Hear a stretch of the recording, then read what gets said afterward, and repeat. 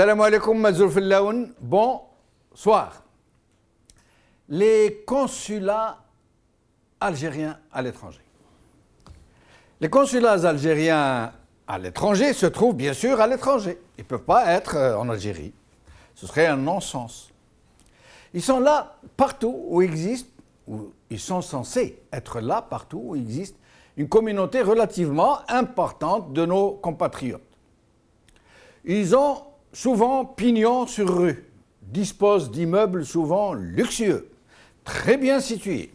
Ils emploient au moins 2 fois plus de personnel qu'il ne faudrait, puisqu'il faut bien caser tous les clients qu'il faut payer en euros. Ils devraient donc fonctionner à peu près normalement, être un tout petit peu dans la normalité du pays d'accueil, j'allais dire. Fonctionner à peu près comme la dernière commune du plus petit village de France. C'est malheureusement loin, très loin d'être le cas. Et quand je dis loin, très loin, je suis vraiment charitable. En fait, nos représentations sont tout ce qu'on veut, au service d'une faune de gens pour la satisfaction desquels ils semblent avoir été installés. Ils servent à tout ce qu'on veut, à placer les copains et les coquins, les épouses, les fistons, les frangins, les clients, à leur permettre de vivre en Europe, à avoir de gros traitements de devises, à surfer de réception à banquet et de fête de la Révolution avec petit four, en fête de l'indépendance avec gros méchoui. Ils sont les régis et les bases arrières des barons du régime, et ils sont là pour les servir de 1001 manières. Aller attendre madame à l'aéroport, lui prendre un hôtel, lui glisser la petite enveloppe pour faire ses courses, etc., etc. Les communautés algériennes immigrées, ou de passage dans le pays d'exercice, ils s'en battent l'œil, ils n'en ont rien à faire. Mais comme il faut bien donner le change, et faire comme si, alors ils font un minimum avec toute l'improvisation habituelle, les tracasseries d'usage, le bricolage spécifique, la mauvaise volonté viscérale et le mépris royal qui distinguent toutes les administrations algériennes, en Algérie ou ailleurs. Nos consulats peuvent se flatter et même se vanter d'avoir réussi à être l'alter ego en miniature de leur régime matriciel, de celui qui leur a donné le jour. Ils sont son digne et fidèle avatar, sa réincarnation sur canapé, dans toutes ses caractéristiques et dans tous ses travers. Il a réussi, ce régime, l'incroyable gageure à pouvoir sauvegarder les aspects les plus marquants de ceux qu'il a implantés en terre étrangère.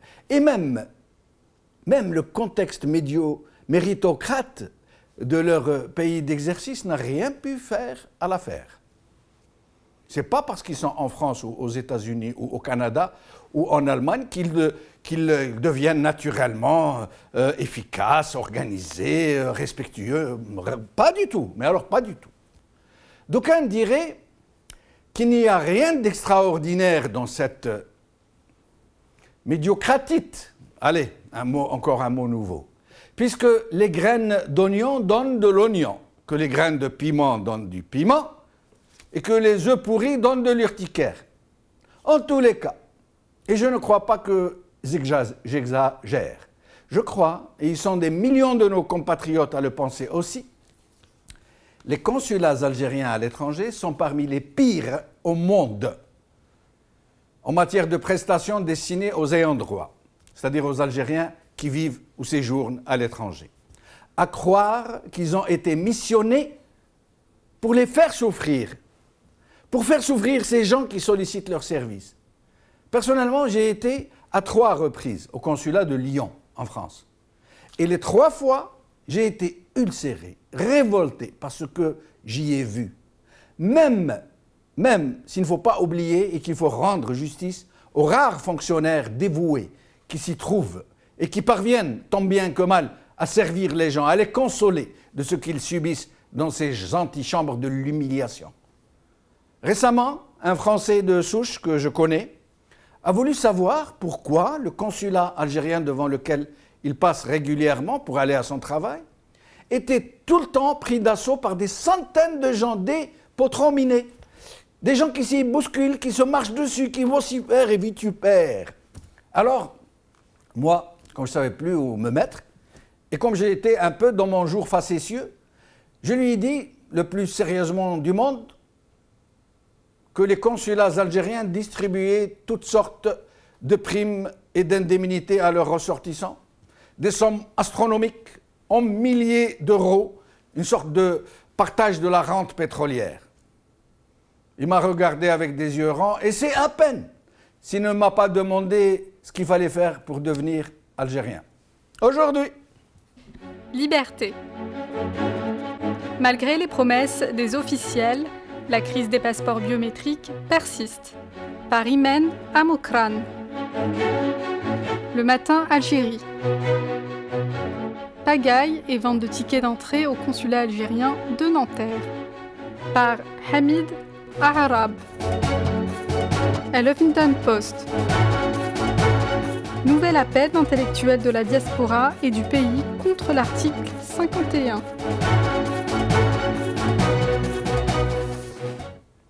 Avec nous aujourd'hui, Yahya Bonouar, journaliste entre Marseille et Paris. Jamal Dehaïri, militant associatif à Paris. Saleh Hadjab, porte-parole du CCTA Paris. Ahsen Moussi, économiste et président du MMC au Canada. Yahya Bonouar, vous qui êtes entre... D'abord, merci d'être avec nous, Yahya. Merci, comme toujours, pour votre invitation. Je salue vos invités et, bien évidemment, les téléspectateurs. Merci, Yahya. Alors, vous êtes tout le temps entre Marseille et Paris pour votre travail et donc vous connaissez bien le problème à Marseille notamment. Est-ce que vous pouvez nous en parler un petit peu? Écoutez, le consulat de Marseille n'échappe pas à ce qui se passe dans tous les consulats algériens en France ou ailleurs. Il a cependant une spécificité, c'est que le consul général de Marseille, Monsieur Saïdi, est en poste, et là on vient d'apprendre qu'il va quitter. Mais il est en poste depuis 1996, et nous sommes en 2016, donc 20 ans après, il vient d'être rappelé, et c'est tant mieux parce que c'est un homme très âgé et très malade. Mais ce monsieur est resté en poste 20 ans. À l'origine, ce n'est pas un diplomate, c'est un ancien policier, il était commissaire divisionnaire, et ainsi de suite. Il était chargé pendant la période du parti unique, donc avant même 88, il surveillait les opposants clandestins, notamment les militants du PAX. Voilà, ça vous donne une idée. C'est incroyable, Yahya. Un consul, d'abord, qui est là pour surveiller les gens, qui est un ancien policier, qui n'est même pas diplomate, et qui reste 20 ans en poste. Mais c'est quand même hallucinant. Quand je disais que les consulats algériens sont uniques au monde, je ne me trompais pas, finalement. Vous voyez que je n'exagérais pas. 20 ans. Mais c'est incroyable, ça. Ben oui, 20 ans, je suppose que parce que c'est un flic, qu'il est là pour fliquer la communauté, et qu'il gère la communauté. C'est pas un consul, c'est pas un diplomate, il s'occupe pas du consulat, il y a d'autres techniciens qui s'en occupent, mais lui, vraiment, il a pris en charge la communauté, et puis il les gère comme au temps du parti unique, quand il y avait ce qu'on appelait à l'époque l'amicale des Algériens en France. Ben, il a continué dans ça, et ça explique sa longévité et ses 20 années passées au même poste à Marseille. Mais ça, c'est le régime algérien qui veut ça. Mais Yahya, normalement, à la limite, ce genre de profil pour fliquer les gens, normalement, c'est à l'ambassade où il y a le DRS, il y a toute une faune de gens qui ne sont là que pour fliquer les gens, les organiser, les emmener dans des bus pour aller applaudir le candidat à la présidence, à la limite. Mais au consulat, où les gens sont censés être là pour servir les gens, pour les recevoir, pour les aider à rapatrier une dépouille mortelle, à aider quelqu'un qui a perdu son argent, lui faire un passeport, lui refaire ses papiers qu'il a perdus. Et en plus, ce monsieur qui reste 20 ans, normalement, après 20 ans, on a le temps de s'organiser, d'essayer de rationaliser un petit peu. C'est quoi ça, Yahya? Ben, je pense qu'il ne vous a pas échappé que Marseille est une ville très sensible, aussi bien pour le régime algérien que pour les Français. C'est une ville de passage, c'est une ville où il y a une forte communauté algérienne, c'est une ville où il y a un port, où il y a beaucoup de transit. Et je suppose que, comme tout régime policier qui se respecte, bien, ils avaient besoin d'un policier dans cette ville pour surveiller. Donc, il n'est pas son poste, c'est consul, mais à mon avis, c'est plutôt un super policier de Marseille qui aidait aussi bien les services français.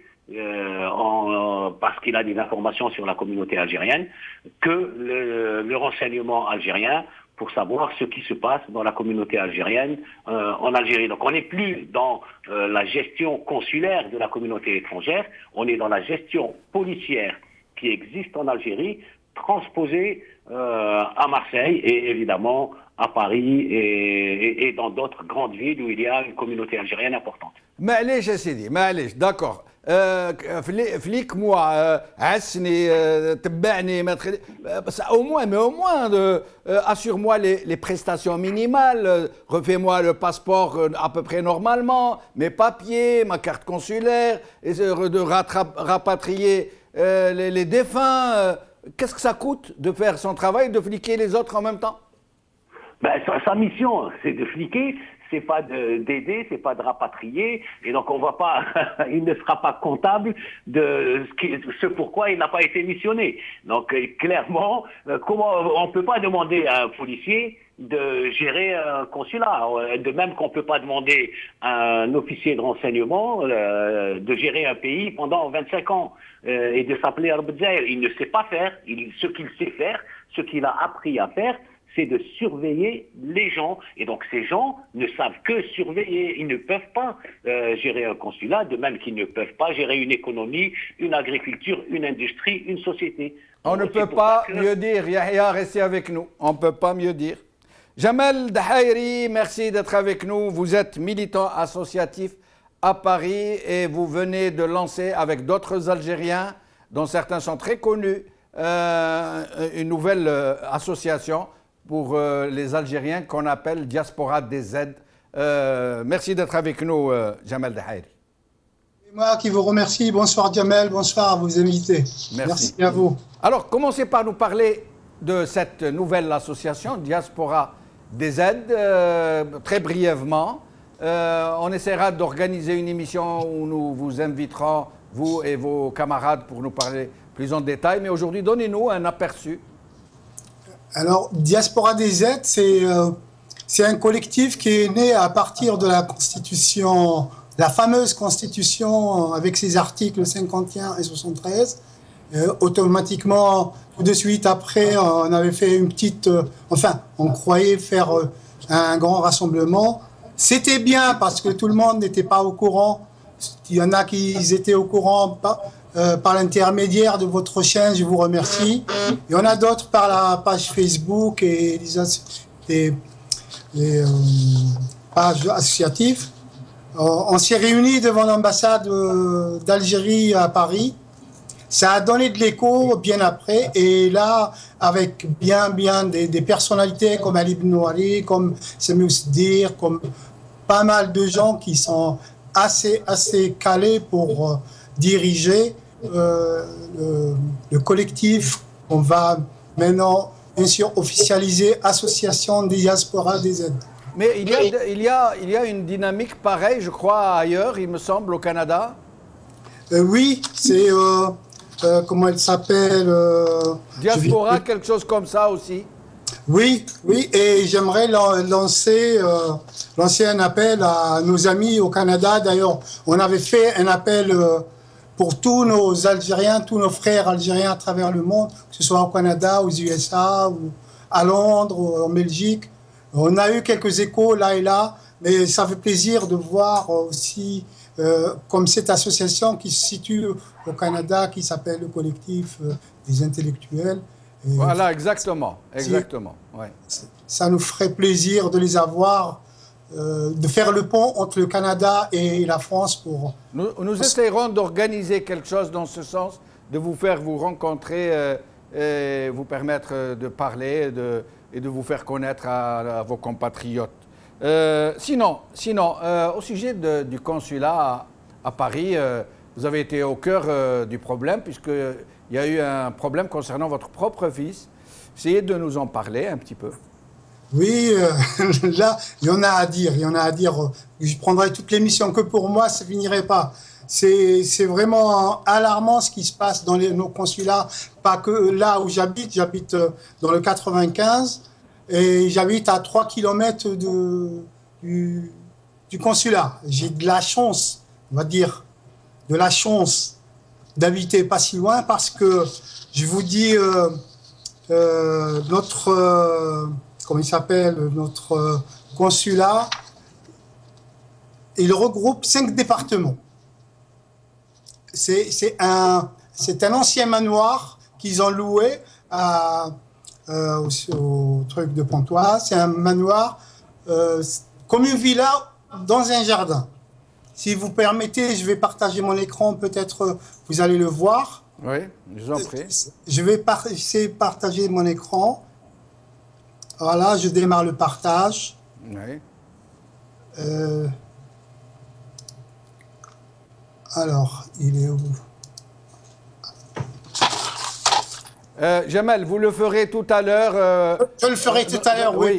Lorsque je reviendrai vers vous. Mais sinon, dites-nous un peu comment ça se passe. Il y a beaucoup de gens, dès le petit matin, il y en a qui passent la nuit devant le consulat pour avoir une place. On nous dit qu'il y a des tickets qui sont vendus ouvertement en plein trottoir.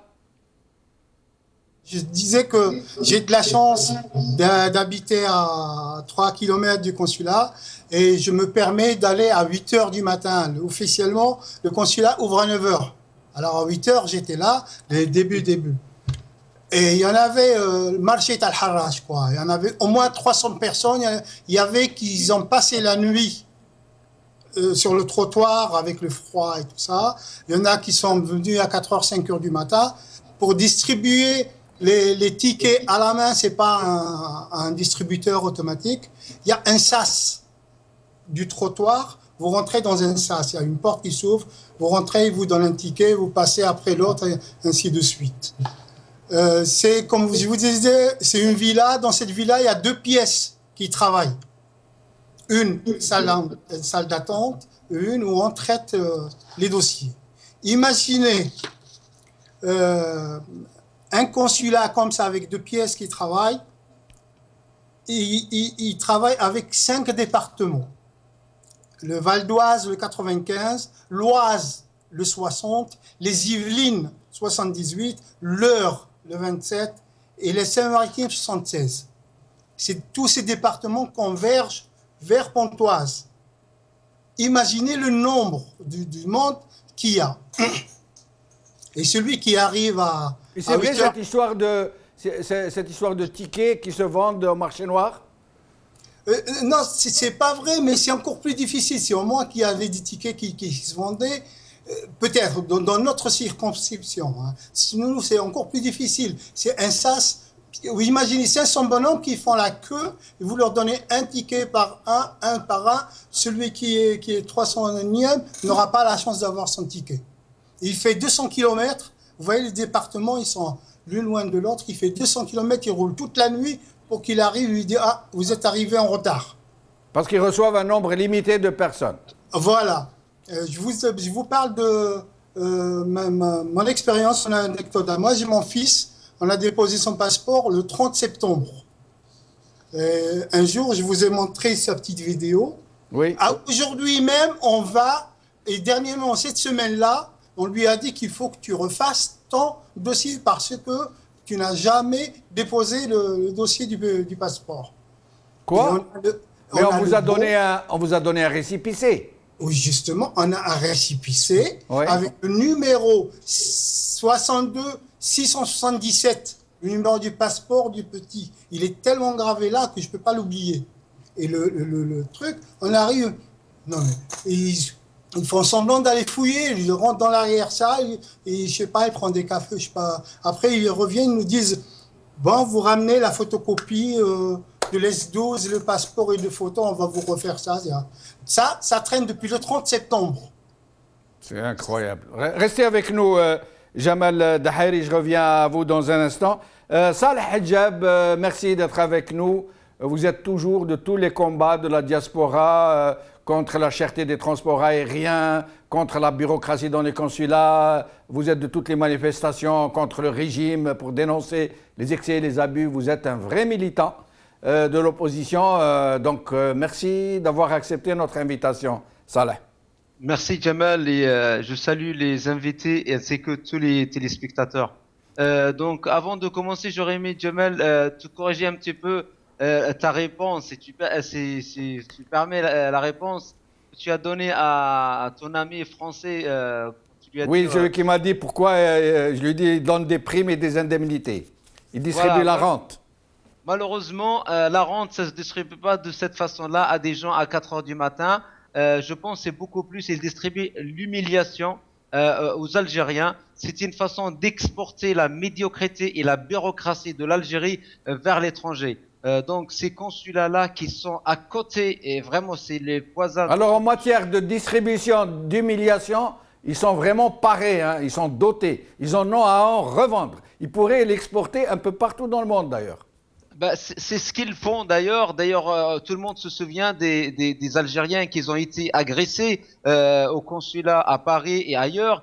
Tout le monde se souvient les problèmes qui se passent au consulat de Vitry. Vraiment, c'est le pire consulat des 18 consulats d'Algérie en France. Et après, on n'en parle pas du reste. Concernant la fonction des consulats, moi j'aimerais bien compléter ce qu'a dit notre ami Yahya Bounoir. En plus de flicage, ils sont en train de fliquer. D'ailleurs, moi, un jour, il y a un des consuls qui me l'a dit d'une façon soi-disant, et il veut me conseiller. Il m'a dit, fais attention, si quelqu'un peut écrire sur toi un courrier ou un rapport, il veut dire, je comprends pas dans quel sens. Eux, d'ailleurs, ils essayent soit de créer des fausses associations, qui va servir un petit peu à ce qu'ils veulent faire, les manœuvres du consulat, ou ils vont aller à créer des fédérations, et ces fédérations qui sont attachées au consulat, elles vont casser toute initiative. Et quand je parle des associations, on en sait quelque chose. On en sait quelque chose puisque vous-même et moi, quand on allait manifester à Paris face à l'ambassade, on nous envoyait ces formations de Baltagia qu'on ramenait par bus de toute la France. On leur donnait de l'argent, des casse-croûtes et tout pour venir dire le contraire de ce que nous on disait et d'écrire sur leur banderole l'inverse qu'on écrivait, etc.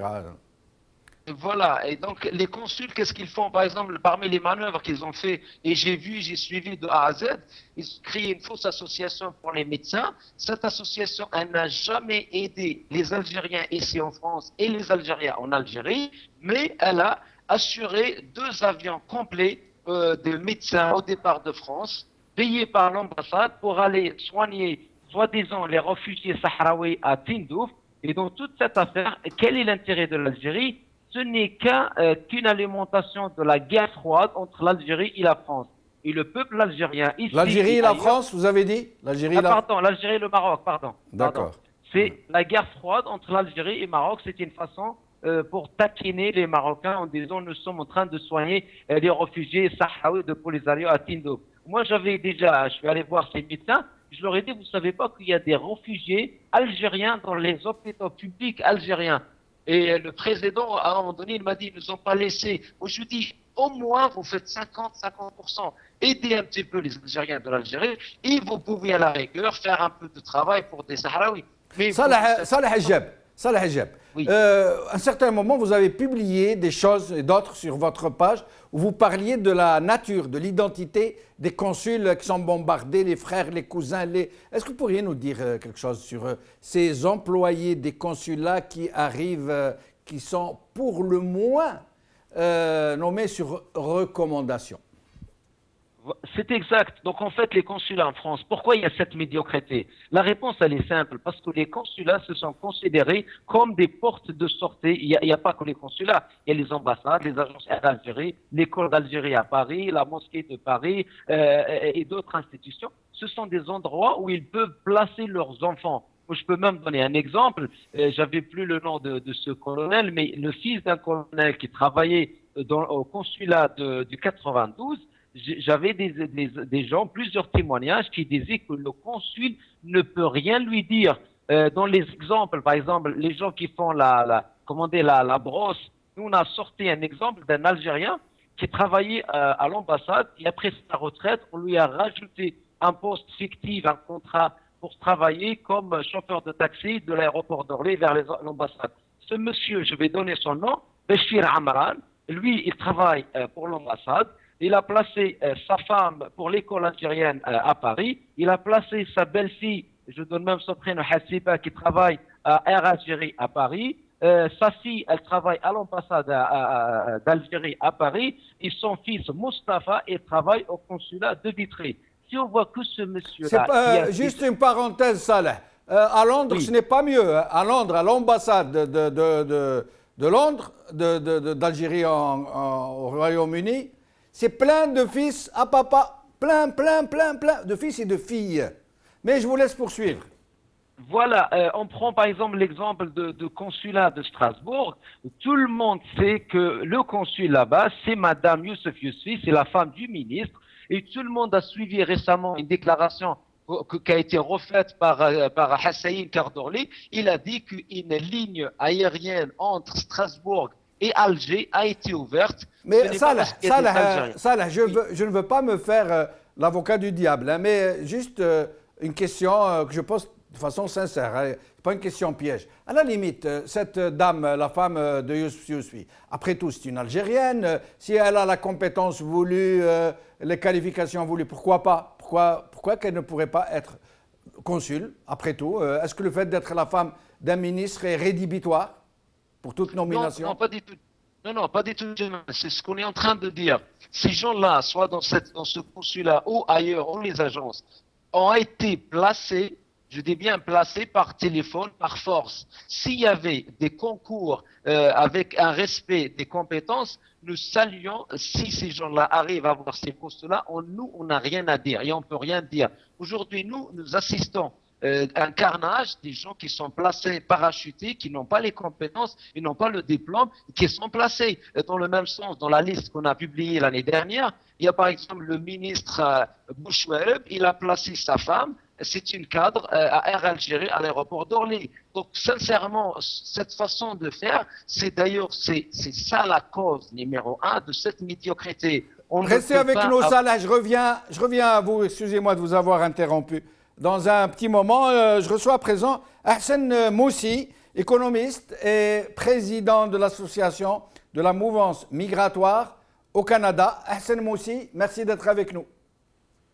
Bonsoir Jamal, bonsoir à tous ceux qui nous écoutent en ce moment. Merci. Oui Jamal. Mais alors, Hassan Moussi, Salah Hijab vient de nous dire qu'à la limite, à compétence égale, si tout est transparent, il n'y a aucun souci pour qu'une femme de ministre, un fils ou une fille de général, de chef de parti puisse être envoyé dans une ambassade, un consulat, une représentation d'Air Algérie et toutes ces boîtes qui ne sont là que pour utiliser ce genre de personnel. Il y a à la limite, il n'y a pas de mal, mais le problème est que ça se passe par cooptation sans tenir compte d'aucune façon de la compétence des uns et des autres. Est-ce que c'est le cas au Canada aussi, dans les représentations diplomatiques, consulaires, etc., au Canada? Jamal, je crois que effectivement j'avais entendu un peu l'intervention de nos sympathiques amis et j'y adhère totalement à ce qu'ils avaient dit. Au passage, j'aurais souhaité qu'ils prennent attache avec moi par la suite pour que l'on puisse faire, comme l'a dit Jamal. Jamal Dahairi. Dahairi, j'apprécie beaucoup des passerelles entre nous. Nous sommes un peu partout là. Et Montréal-Paris, c'est 8 heures de vol. Et nous sommes à l'ère maintenant où le monde est un village. On peut se parler à tout moment. Voilà, on le fait vous et moi. Les problèmes, Jamal, les problèmes ont toujours existé entre les différents... Ce que vous dites là est vrai. C'est la même chose à Montréal qu'à Londres, qu'à Paris, ce qu'a évoqué notre ami en ce moment. Les problèmes ont toujours existé entre les différents consulats et les Algériens à l'étranger. Rappelons à titre exemple un peu la décision du gouvernement à imposer ce maudit passeport biométrique à tous les Algériens, avec en plus cette date butoir à ne pas dépasser, faute de quoi vous n'allez pas voyager. Moi, deux questions me viennent à l'esprit. La première, pourquoi exiger ce seul passeport biométrique pour voyager à produire donc en l'espace d'une année? Et puis, a-t-on les moyens humains et matériels pour satisfaire à cette exigence dans les délais requis? La réponse à ces deux questions est non. Donc, que veulent nos dirigeants à travers cette exigence? En tout cas, Jamal, nous avions vu au long des années 2013, 2014, 2015, à travers ce simple exemple, nous avions vu de nos propres yeux combien l'opération a été un échec, combien elle a mis à nu toutes ces carences de notre système, puisqu'il a montré un peu toutes ces faiblesses, l'incompétence, l'arrogance et la non-conscience de nos fonctionnaires dans les différents consulats. Toutes ces anomalies sont apparues et relevées par toute la diaspora algérienne à l'étranger. Nous avons servi à Jamal, malheureusement, il faut le dire, un grand pays comme celui-là, nous avons servi de cinéma aux yeux des étrangers. Moi, j'ai écouté des amis en France, des Algériens de France, qui m'appelaient au moment où il y avait cette ruée vers l'horreur, vers ce passeport, soi-disant, le passeport biométrique pour voyager. Tout est réglé, tout est beau, ça marche bien, mais maintenant c'est le passeport. C'est des chaînes, c'est des chaînes humaines interminables dont on a parlé. Même au Canada, des chaînes humaines. Même au Canada, la période Hadek, c'était des chaînes humaines interminables et durant des mois de suite qui défilaient donc aux portes de nos consulats, avec des bagarres entre Algériens à l'extérieur comme à l'intérieur des consulats. Nous avons assisté à des bousculades entre fonctionnaires et citoyens. Jamal, des femmes, des personnes âgées. Moi, j'ai eu des échos. En France notamment, et des travailleurs qui rataient leur travail pour venir à 3, 4, 5 fois régler ce problème de passeport diplomatique. Des gens mes amis de France là, qui vous appellent en ce moment, peuvent me contredire si c'est faux. Ils venaient aux portes des consulats à 4 heures du matin pour espérer, je dis bien, obtenir un rendez-vous ou déposer son dossier de demande de passeport. Et pour la plupart de ces gens-là, c'est un échec. Ils doivent Hassan Moussi, excusez-moi de vous interrompre. Hassan, au Canada, c'est bien connu, l'immigration algérienne au Canada est une immigration de qualité, comme on dit. Ça veut dire de haut et de très haut niveau. Généralement, ce sont des gens diplômés, des universitaires, pour la plupart, pour beaucoup du moins. Pourquoi n'ont-ils pas pu s'organiser, ne pas se laisser faire, alors que, justement, nous apprenons qu'au Canada, le flicage est hyper présent, les personnels des consulats et de l'ambassade sont hyper étoffés, on surveille de très près cette communauté dont on a très peur, mais visiblement on en a très peur pour rien, puisqu'elle se laisse faire à ce point, humiliée à ce point, sans pouvoir s'organiser pour faire face. Jamal, à ce niveau-là, je peux vous répondre autrement là, parce que effectivement, je suis peut-être d'accord avec vous quand vous dites toute proportion gardée, effectivement, possiblement que nous avons des cadres de haut niveau, des gens de qualité. Nous pouvons les trouver aussi, ces Algériens en France, en Angleterre, en URSS, un petit peu partout. Oui, toute proportion gardée, je suis d'accord. Maintenant, où est-ce que je voulais en venir à cette maudite bureaucratie algérienne? Nous sommes condamnés à faire avec ces gens-là qui sont aussi esclaves de cette bureaucratie. Dans la pratique de tous les jours, à Jamal, permettez-moi de vous dire que dans les rapports qu'il y a entre ces consulats et la diaspora, nul ne peut les dissocier, si vous voulez, des pratiques en cours en Algérie ou des rapports entre l'administration algérienne et les citoyens algériens. Je n'ai aucunement l'intention de faire dans la sensation, ni même dans la provocation, pour dire que l'administration algérienne demeure jusqu'à l'heure une grosse machine bureaucratique. ces différentes administrations algériennes, aussi bien au niveau wilaya, si je vais vers l'Algérie, wilaya, daïra, APC, et même dans nos consulats à travers le monde, vers lesquels convergent les files d'attente en quête de ce quelque chose, je dirais en quête d'une demande de passeport, d'un emploi, d'un petit extrait de naissance, ce quelque chose-là qui est supposé alléger notre stress, ce quelque chose qui est supposé soulager et qui peut avoir une issue à notre impasse. Ces administrations à Jamal, ces bureaux ne sont pas souvent au rendez-vous de cette attente.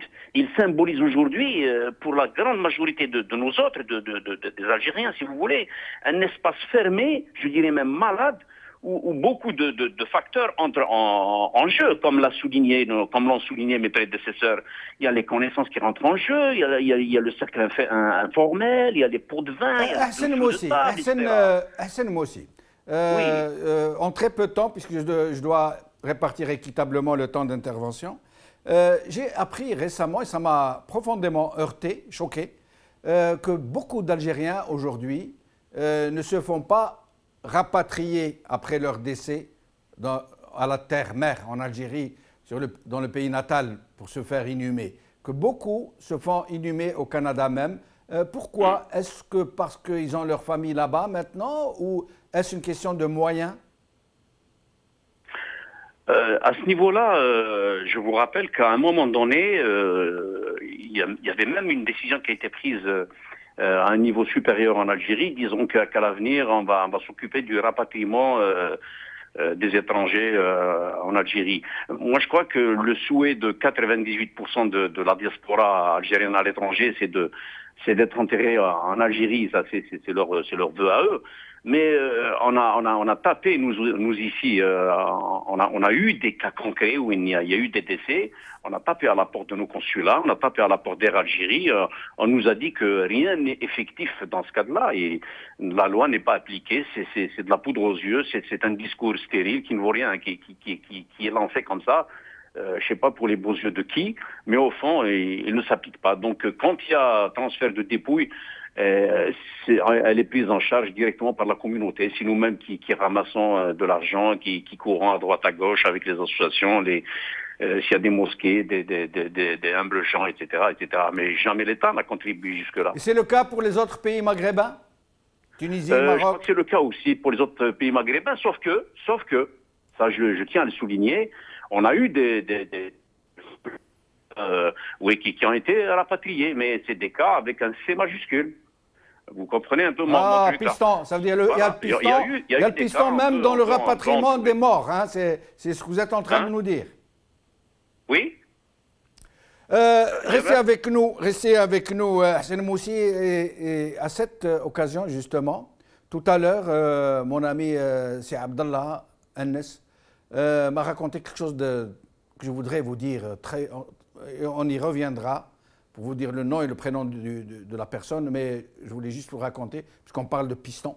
C'est un monsieur qui habite dans l'Oranie, Oran ou Sidi Bel Abbas, qui a un cancer. On lui a donné un rendez-vous pour une chimio, je ne sais quoi, sur plusieurs mois. Alors, il savait que le temps que son rendez-vous arrive, il serait déjà mort. C'était sûr et certain.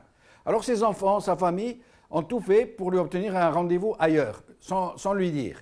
Ils lui ont obtenu un rendez-vous à Tébessa. Et donc, lui, ne sachant rien, il est parti à Tébessa, ils l'ont pris, une ambulance. Il arrive à Tébessa, il parle au médecin, il lui dit « c'est pas normal, moi je suis malade, je viens de l'Oranie pour me faire soigner. À Tébessa, c'est quoi ça ?» Il se plaignait. Alors le médecin était énervé, il lui a dit « oh écoutez, arrêtez de vous plaindre, hein. Vous êtes là parce que c'est du piston. S'il n'y avait pas du piston, vous devriez attendre des mois, comme beaucoup de gens qui attendent depuis des mois ici. » Alors il lui a dit « attendez. Comment vous voulez dire que j'ai pris la place de quelqu'un, que c'est par piston que je suis là ?» Il lui a dit « oui, monsieur. » Il lui a dit « alors non, je refuse d'être soigné. » Et ses enfants ont tout fait pour qu'il a refusé de se faire soigner. Il a dit « je ne prendrai jamais la place d'un autre malade. » Et il est retourné à Tébessa. Yahya Bonnouar, je reviens à vous. Yahya. Je vous écoute. Yahya, vous êtes entre Marseille et Paris, et Marseille est la première ville, j'allais dire algérienne de l'étranger. C'est la ville où il y a le plus d'Algériens au monde. et avec un des consulats qui fonctionne de la façon la plus mauvaise, ou l'une des façons les plus mauvaises. Ça veut dire que les gens sont livrés quasiment à eux-mêmes. Essayez de nous en dire plus de ce que subissent nos compatriotes à Marseille. Ben écoutez, d'une manière générale, ils subissent ce que subissent les autres, mais on va essayer de comprendre le pourquoi. Dans les pays du monde qui se respectent, les consulats, les ambassades, quand on envoie des gens, quand les gens sont nommés dans un consulat ou une ambassade, ils ont pour mission de faciliter la vie des citoyens algériens qui vivent dans les pays en question. En Algérie, et ça a été dit par vos invités, quand on est nommé dans un consulat ou dans une ambassade, c'est soit pour aller gagner de l'argent en devise parce qu'on est parrainé par un ministre ou un général, ou etc., ou soit quand on est un flic, pour aller surveiller les citoyens algériens. En aucun cas, il n'y a pas d'idée d'aller rendre service aux citoyens de la communauté installée dans un pays. Ils ne sont pas là, leur mission à l'origine, donc c'est pour ça que moi, un peu, je leur en veux pas, et il faut changer les donnes à la base. On ne leur donne pas pour mission d'aller faciliter la vie de la communauté installée dans le pays X. Ils ont deux missions. Un, les flics et les agents des services surveillés. Deux, les fils de papa et de ministres et de généraux pour aller gagner de l'argent en devise. Et donc, comment voulez-vous que ces gens-là aient même l'idée de rendre service aux citoyens? Cela se passe à Marseille, cela se passe ailleurs. Donc, c'est ça qu'il faut changer. C'est l'idée, c'est quoi un poste dans un consulat? C'est quoi un poste dans une ambassade? Est-ce que c'est pour servir son pays? Est-ce que c'est pour servir ses concitoyens? Ou est-ce que c'est soit pour se remplir les poches en devises, et soit pour surveiller les gens? Et c'est là, le problème, il est là, c'est le même qu'il est en Algérie. Les administrations en Algérie, personne ne leur a dit qu'ils sont là pour servir les citoyens.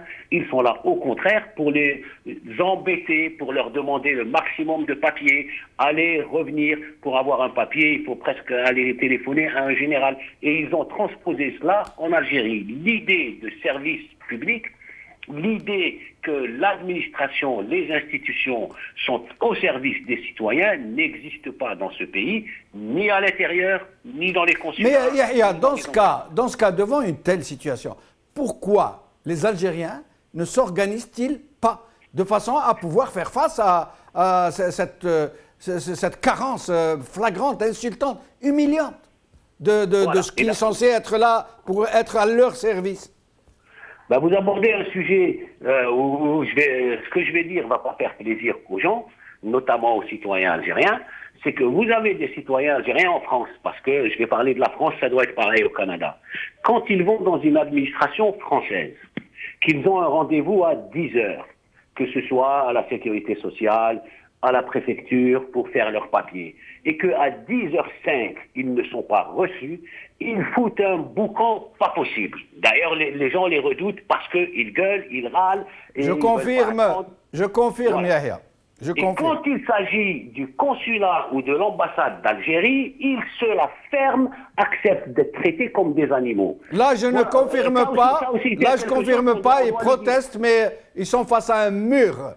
Personne ne les entend. Pourquoi ne s'organisent-ils pas de façon à pouvoir peser sur ces gens, à pouvoir les forcer à être à leur service ou à les chasser de ces consulats? Parce que ces consulats sont la propriété du peuple algérien et non pas du régime et non pas de quelconque tartampion. Oui, mais on peut poser la question différemment. Pourquoi acceptent-ils l'humiliation dans les consulats de leur propre pays et se révoltent-ils quand il s'agit d'une administration du pays d'accueil? Oui. Pourquoi ils acceptent quelque chose chez leurs propres concitoyens et qu'ils le refusent aux autres? Et ça, est-ce que c'est toujours la peur? Parce que si je vais me révolter, on va m'enlever mon passeport. Est-ce que on ne sait pas. Mais Yahya, je connais un cas, je ne me rappelle plus du nom, d'une dame et de son mari en Allemagne qui ont eu un problème il y a 2 ans au consulat. Un problème, juste ils ont réclamé leurs droits. Ils ont été signalés à la police. Ils ont été arrêtés alors lorsqu'ils sont arrivés à l'ambassade, à l'aéroport. Ils ont eu je ne me rappelle plus des détails. Ils ont eu des problèmes à ne plus en finir. Et on a même refusé de refaire les papiers à la dame en question, qui était une Allemande convertie à l'islam d'ailleurs. Mais restez avec nous. Yahya, vous voulez dire quelque chose? Oui, je vais rajouter une chose. Ce que vous venez de dire existe, mais parce que c'est des cas isolés. Mais imaginez des dizaines, voire des centaines de milliers de compatriotes qui vivent à l'étranger et qui se rebellent, ils ne vont pas tous les ficher, c'est pas possible. Donc c'est aussi ça la force du régime et d'un régime policier, c'est qu'il n'a que quelques cas à gérer. Si tout le monde se révolte, il ne pourra pas ficher tout le monde et il ne pourra pas arrêter tout le monde à l'aéroport. D'où la nécessité de l'organisation, et vous avez raison. Tout à fait, Yahya, restez avec nous jusqu'à la fin de l'émission. Jamal Dahairi, vous êtes avec nous, quelque chose d'autre à dire? Peut-être pourriez-vous appeler nos autres invités à vous rejoindre, comme vient de le faire Hassan Moussi, qui vous invite à entrer en contact avec lui? Oui, ce sera avec plaisir, oui. Ce serait notre souhait même de faire le lien avec lui, avec toute la diaspora à travers le monde. Ça nous enchantera et ça nous fera plaisir de traiter les mots MAUX des Algériens dont on vient de citer là pas mal d'exemples. Et ça sera avec plaisir, oui. Je tends la main.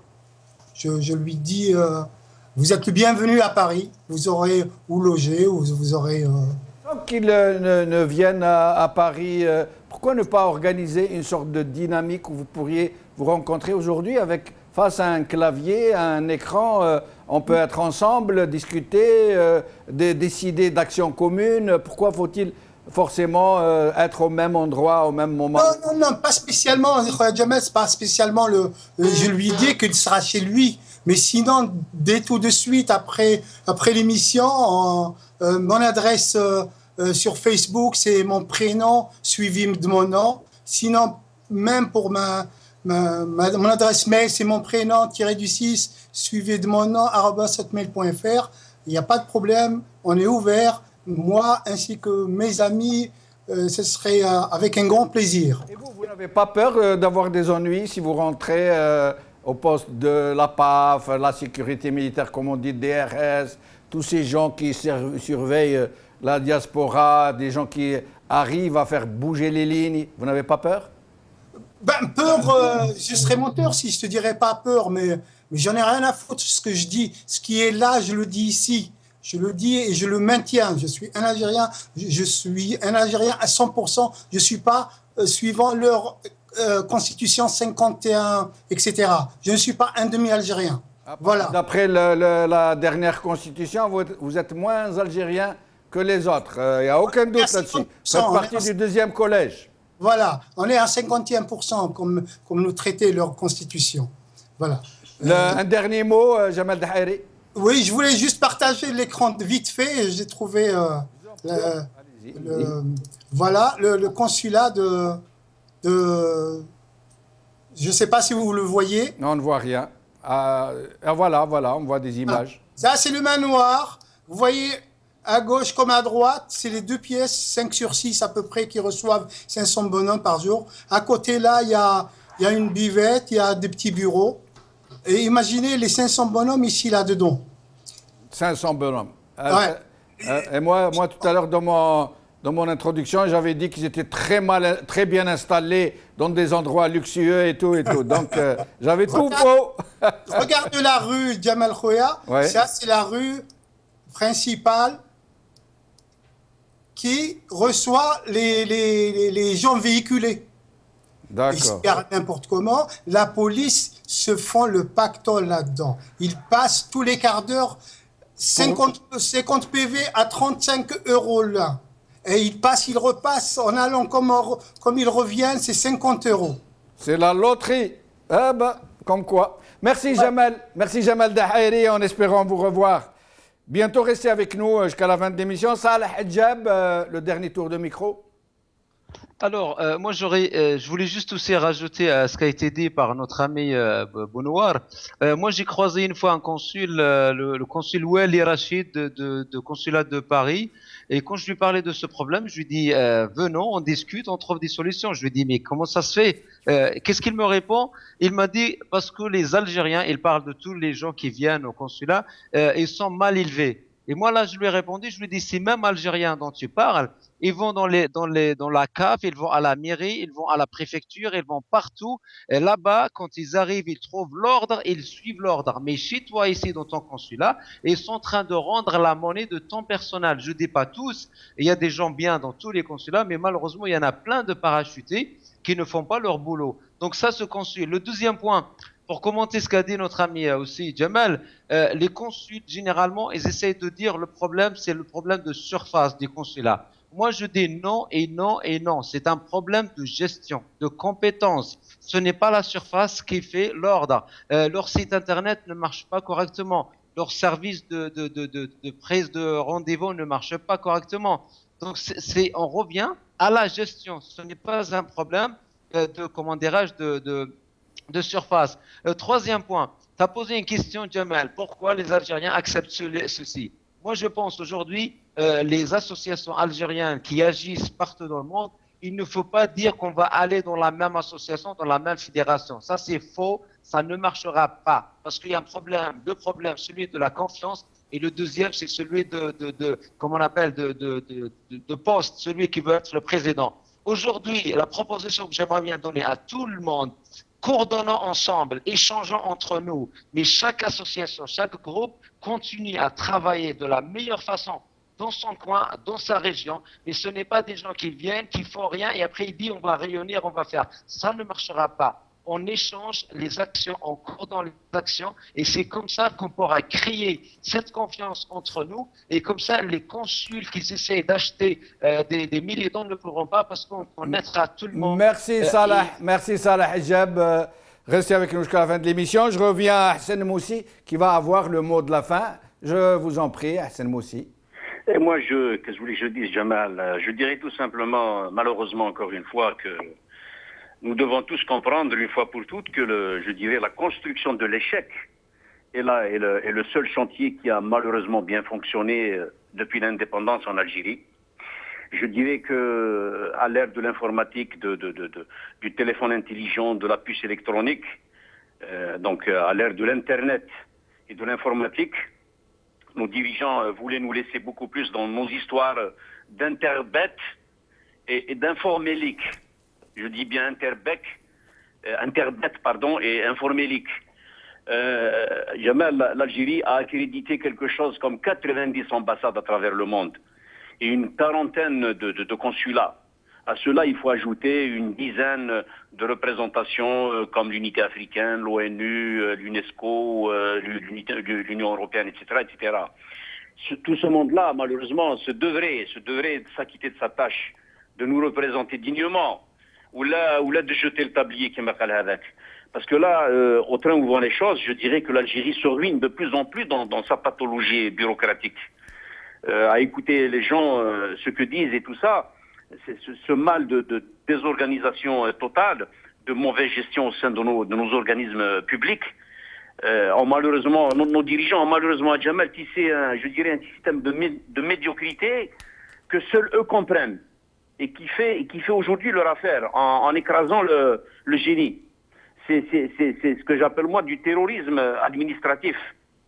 Et merci Hassan Moussi. Nous resterons sur ce mot de terrorisme administratif et je rappelle que selon certains chiffres, il y a plus de 7 millions d'Algériens à travers le monde, un peu partout, notamment en Europe, en France tout particulièrement.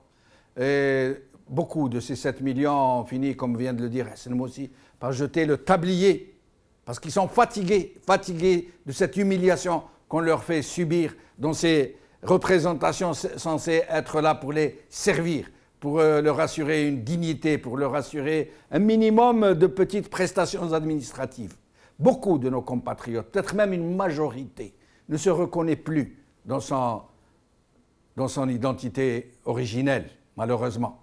Et le peu qui reste sont de plus en plus fatigués. Le mieux qui reste à faire, et je ne suis pas là pour organiser les gens, je suis un journaliste, mais je réagis par rapport à une logique. Le mieux serait que les Algériens de l'étranger s'organisent et qu'ils réagissent. Merci à Yahya Bounouar, merci à Jamal Dahairi, merci à Saleh Hijab, merci à Hassan Moussi, merci à vous, chers amis, de nous avoir suivis. Bqaw ala khair.